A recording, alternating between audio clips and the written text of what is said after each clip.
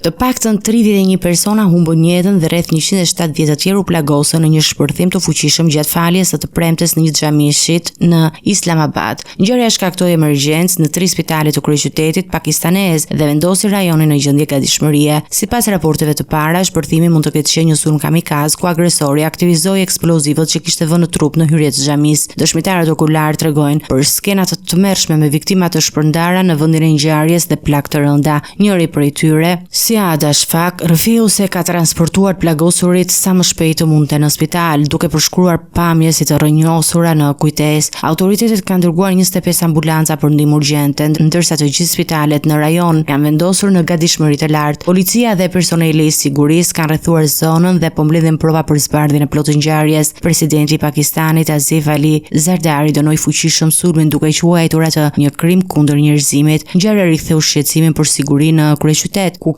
komuniteti lokal dhe autoritetet po përballen me pasojat të tmerrshme të sulmit.